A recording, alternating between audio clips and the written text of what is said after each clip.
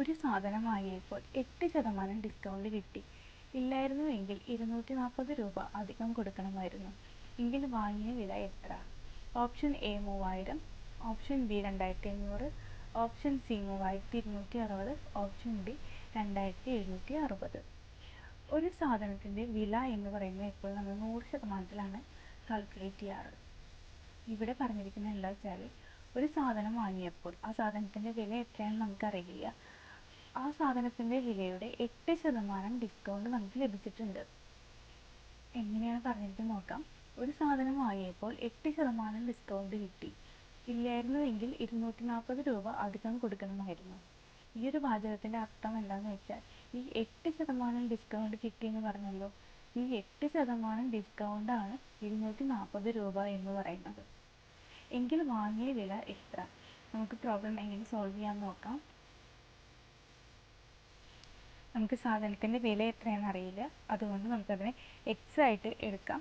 ഈ എക്സിൻ്റെ 8% എന്ന് പറയുന്നത് 240 രൂപയാണ്.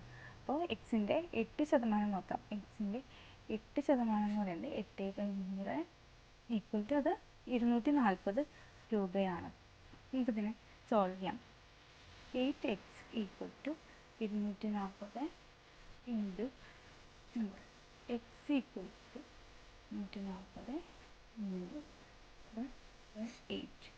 ഈ 8 24 3 തവണ. അപ്പോൾ എക്സ്, അതായത് സാധനത്തിൻ്റെ യഥാർത്ഥ വില എന്ന് പറയുന്നത് 3000 രൂപയാണ്. ഇനി നമ്മൾ വാങ്ങിയ വില എത്രയാണെന്ന് അറിയണം.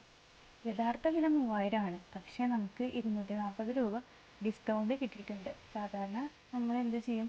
ഈ 3000 കിട്ടിക്കഴിഞ്ഞാൽ ഉടനെ ഓപ്ഷനിൽ കയറി കുത്തും. ഓപ്ഷനിൽ ഇതാ ഇവിടെ 3000 രൂപ തന്നിട്ടുണ്ട്. അപ്പോൾ ആ ഒരു തെറ്റ് ആരും വരുത്തരുത്. നമുക്ക് യഥാർത്ഥ വിലയല്ല ചോദിച്ചിട്ടുള്ളത്, നമ്മൾ എത്ര രൂപയ്ക്കാണ് വാങ്ങിയിട്ടുള്ളത് എന്നുള്ളതാണ് ചോദിച്ചിട്ടുള്ളത്. അപ്പോൾ വാങ്ങിയ വില എന്ന് പറയുന്നത് 3000-ൽ നിന്ന് ഈ ഡിസ്കൗണ്ട് കിട്ടിയ 240 രൂപ കുറച്ചിട്ട് എത്ര രൂപ കിട്ടുന്നത്? 2760 രൂപ കിട്ടും. അപ്പോൾ ഓപ്ഷൻ ഡി ആണ് ആൻസർ എന്ന് പറയുന്നത്.